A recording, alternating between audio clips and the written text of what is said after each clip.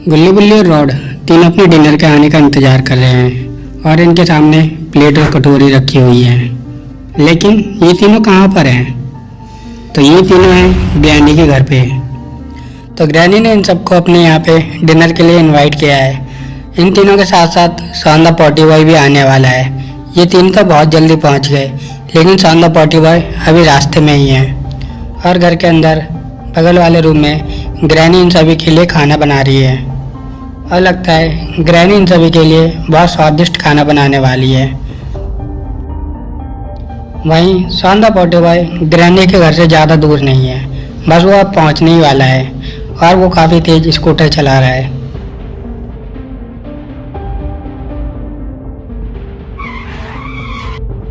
अरे ये क्या हुआ? ये स्कूटर तो यहाँ पे बंद हो गया है। फिर सौंदा पॉटी बॉय स्कूटर से नीचे उतरता है और इधर उधर देखने लगता है।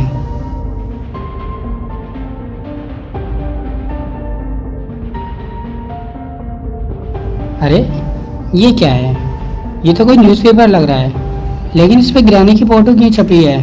चलो देखता हूँ, पढ़ता हूँ इसमें क्या लिखा है। ग्रैनी जो अब एक किलर बन चुकी है और उसके सर पे 50,000 का इनाम है। और पिछले 7 दिनों में ग्रैनी ने 20 लोगों की हत्या कर दी है और वो लोगों को अपने घर पे डिनर पे इनवाइट करती है और लोगों के खाने में बेहोशी की दवाई मिला देती है। इसके बाद उन सभी लोगों को मार देती है और मारने के बाद कुछ लोगों को बेसमेंट में दबा देती है, कुछ लोगों को अपनी छत पे छिपा देती है और बचे हुए लोगों को बोरे में भर के दूर नदी में फेंक आती है। और जो कोई भी ग्रैनी को पकड़ के देगा उसे 50,000 का इनाम मिलेगा। अरे मेरी मैया, ये क्या हो गया? गुल्ली बुल्ली और रॉड तो ग्रैनी की डिनर पे गए हैं और मैं भी वहीं जाने वाला था। कहीं ये ग्रैनी हम सभी को मार के बोरे में भर के नदी में तो नहीं फेंक देगी? मुझे जल्द से जल्द ग्रैनी के घर पे जाना पड़ेगा और इस स्कूटर को अभी खराब होना था। शिट! इस सौंदा पॉटी बॉय वहीं पेपर को फेंकता है और दौड़ के ग्रैनी के घर पे जाने लगता है।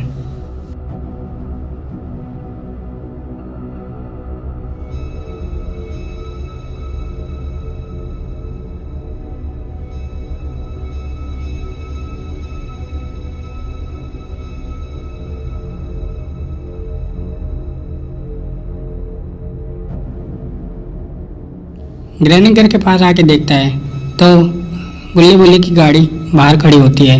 मतलब गुल्ली और बुल्ली दोनों यहीं पर हैं और सौंदा पॉटी बॉय को लग रहा है कि लगता है अब इन तीनों का काम तमाम हो चुका है।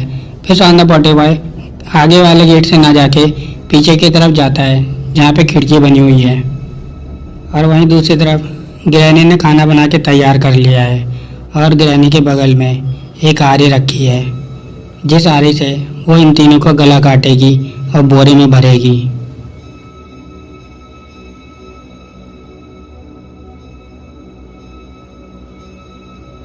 क्योंकि ग्रैनी ने इस खाने में बेहोशी की दवाई मिला दी है। और वहीं ग्रैंडपा जो है बाहर से बोरे लेने गए हैं जिसमें इन तीनों को काट के भरे जाएगा और बस थोड़ी देर में ग्रैंडपा भी पहुंचने वाले हैं। लो, तुम सभी के लिए स्वादिष्ट खाना लाई हूँ और ऐसा स्वादिष्ट खाना है जो कि तुम्हारा आखिरी खाना होगा। मतलब आज के बाद तुम इतना स्वादिष्ट खाना कभी खा नहीं पाओगे। तो देर किस बात की? जल्दी जल्दी अपने बर्तन में करो और खाना शुरू करो, तब तक मैं और लेके आती हूँ।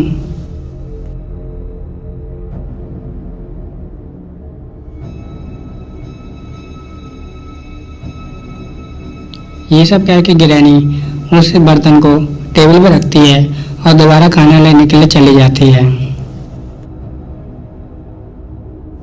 वहीं सौंदा पॉटी बॉय पीछे वाली खिड़की से उचक के देख रहा है कि अंदर क्या क्या हो रहा है और वो मन ही मन में सोच रहा है कि ये तीनों ये वाला खाना ना खाएं क्योंकि इस खाने में बेहोशी की दवाई मिली है।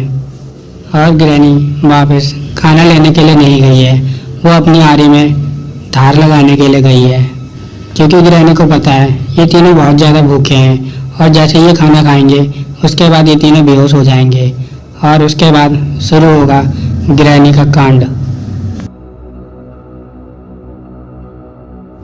वहीं खिड़की से सौंदर्य पहुंचते हुए आवाज़ लगाता है, गुल्ली गुल्ली भाई जरा पीछे देखो, गुल्ली गुल्ली देखो भाई देखो। ये आवाज़ गुल्ली को सुनाई देती है और गुल्ली इधर उधर देखता है लेकिन पीछे की तरफ नहीं देख पाता। फिर गुल्ली कहता है, गुल्ली भाई तुम्हें कोई आवाज़ आई? मुझे तो कोई आवाज़ सुनाई नहीं दी। तुम्हें पता है ना ग्रैनी का घर कितनी दूर है और यहाँ दूर दूर तक कोई आसपास घर नहीं है, तो यहाँ हमें कौन आवाज़ देगा जब वो तुम्हारे कान बज रहे होंगे। अरे नहीं भाई, मुझे लगा कि सौंदर्य पोते हुए आवाज़ दे रहा है। अरे यार, सौंदर्य पोते हुए को इतनी देर हो गई है और वो अभी तक नहीं आया है और पता नहीं उसे और कितना टाइम लगेगा। चलो हम सब सौंदर्य पोते हुए का इंतज़ार नहीं करते हैं, सबसे पहले खाना खाते हैं, उसके बाद देखते हैं आगे क्या करना है। फिर सभी लोग खाना खाने के लिए हाथ आगे बढ़ाने लगते हैं और फिर सौंदर्य पोते हुए आवाज़ लगाता है, नहीं भाई नहीं, खाना मत खाना, उसमें जहर है, रुक जाओ। सौंदर्य पोते हुए बहुत धीमी आवाज़ में चिल्ला रहा है क्योंकि अगर वो तेज़ चिल्लाएगा तो ये आवाज़ ग्रैनी सुन लेगी और उसके बाद इन तीनों से पहले सौंदर्य पोते हुए के मरने का नंबर आ जाएगा, इसलिए वो इतनी धीमी आवाज़ में चिल्ला रहा है। अब सौंदर्य पोते हुए बाहर खड़ा खड़ा देख रहा है कि ये लोग बस खाना खाने ही वाले हैं। तभी सौंदर्य पोते हुए के कंधे पे कोई हाथ रखता है।